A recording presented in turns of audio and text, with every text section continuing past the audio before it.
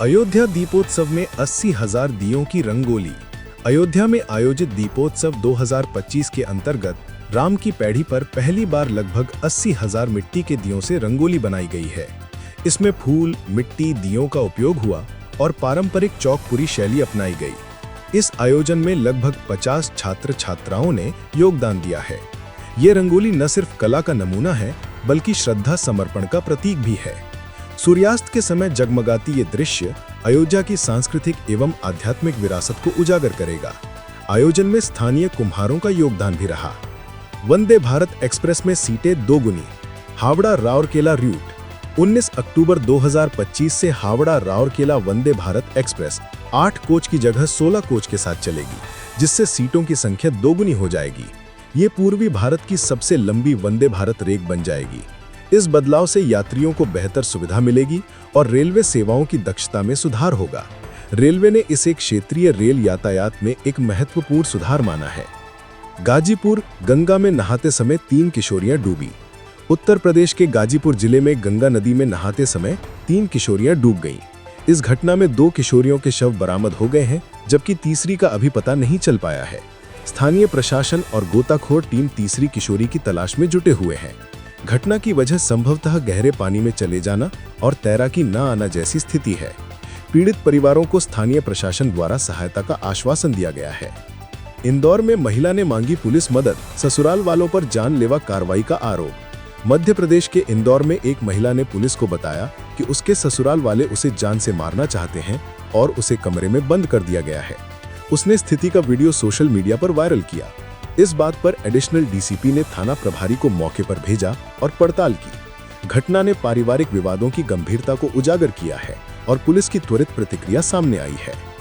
Uttar Pradesh police का अभियान mission शक्ति 5.0 20 दिन में 256 अपराधी ढेर। उत्तर प्रदेश पुलिस ने मिशन शक्ति 5.0 के तहत पिछले 20 दिनों में सक्रिय अभियान चलाया। इस दौरान 256 अपराधियों को मुठभेड़ में ढेर किया गया और 31,960 आरोपियों को गिरफ्तार किया गया। मेरठ जोन ने सबसे अधिक 4,453 मुठभेड़ें की और 85 अपराधियों को ढेर किया। पुलिस को इस दौरान 18 शहीद और 1,754 घायलों का सामना करना पड़ा। इस प्रकार की कार्रवाई से अपराध नियंत्रण में असर दिख रहा है, मगर मानव जीवन की रक्षा आदि प्रश्न भी उठ रहे हैं। अयोध्या में 26,17,215 दियों के साथ गिनीज वर्ल्ड रिकॉर्ड।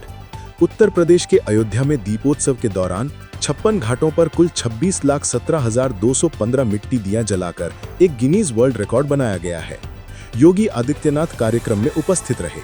इस अवसर पर 2,128 वेदाचार्यों ने महामंत्रोच्चारण तथा लेजर ड्रोन शो भी आयोजित किया गया, जिसमें लगभग 1100 स्वदेशी ड्रोन ने आकाश में रामायण की झलकियां प्रस्तुत की।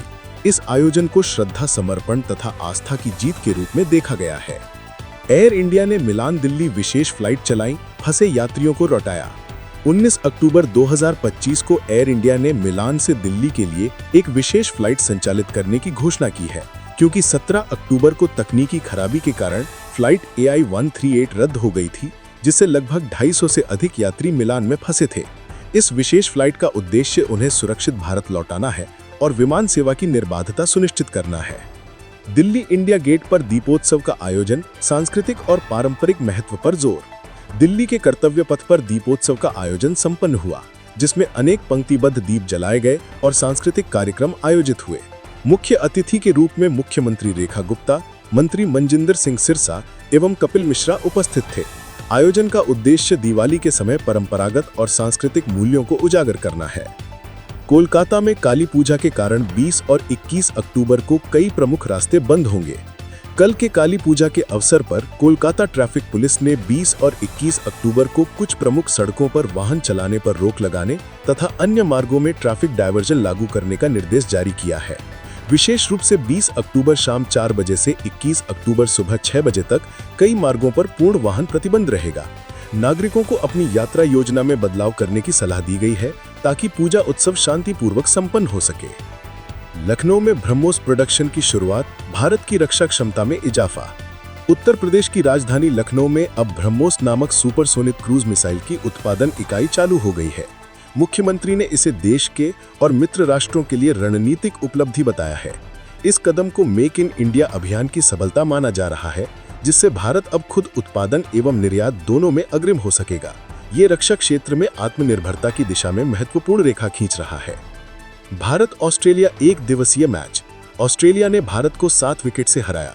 पर्थ में खेले गए पहले एक दिवसीय मैच में ऑस्ट्रेलिया ने बारिश प्रभावित मुकाबले में भारत को 7 विकेट से मात दे दी। भारत के तय 131 रन के लक्ष्य को ऑस्ट्रेलिया ने 21.1 ओवर में 3 विकेट खोकर हासिल कर लिया। कप्तान मिचेल मार्श ने नाबाद 46 रन बनाए। भारत के लिए केएल राहुल ने 38 रनों की जिम्मेदार पारी खेली। भारत के बल्लेबाज जल्दी गिर गए, जिससे मुसीबत खड़ी हुई। कोलकाता में काली पूजा के चलते ट्रैफिक नियंत्रण लागू, प्रमुख मार्ग बंद होंगे। कोलकाता पुलिस ने काली पूजा के अवसर पर 20 और 21 अक्टूबर को शहर के कई मुख्य मार्गों पर वाहनों के लिए प्रतिबंध लगाने और धारा वाहन डायवर्जन का आदेश जारी किया है। विशेष रूप से 20 अक्टूबर शाम 4 बजे से 21 अक्टूबर सुबह 6 बजे तक कई मार्गों पर पूर्ण वाहन नहीं चल सकेंगे।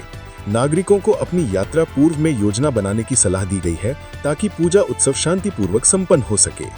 मुंबई में अक्टूबर माह में तापमान 37 डिग्री सेल्सियस, 7 साल का दूसरा सबसे ऊंचा रिकॉर्ड। मुंबई के सांता क्रूज वेधशाला में 17 अक्टूबर को तापमान 37 डिग्री सेल्सियस दर्ज किया गया, जो कि पिछले 7 वर्षों में अक्टूबर में दर्ज किया गया दूसरा सबसे ऊंचा मान है। सामान्य से लगभग 3.3 डिग्री सेल्सियस अधिक तापमान रहा। मौसम विभाग ने सूचित किया है कि अगले कुछ दिनों तक मौसम शुष्क बने रहने की संभावना है। साथ ही तटीय इलाकों में मछुआरों को चेतावनी जारी की गई है कि तीव्र हवाओं और ऊंचे समुद्री लहरों के कारण समुद्र में जाना सुरक्षित नहीं रहेगा। अटल आवासीय विद्यालय समिति ने निराश्रित के स्थान पर राज्याश्रित शब्द अपनाया। लखनऊ में हुई समिति की बैठक में फैसला लिया गया कि अब निराश्रित अनाथ बच्चों को राज्याश्रित कहा जाएगा ताकि उनकी सामाजिक पहचान बेहतर हो सके। साथ ही इन विद्यालयों में केंद्रीय परीक्षा आधारित प्रवेश, सुधारित छात्रावास फिनफोल्डिंग और इनोवेशन लैब्स की स्थापना पर भी सहमति बनी है। ये कदम छात्रों के सर्वांगीण विकास की दिशा में मील का पत्थर माना जा रहा है।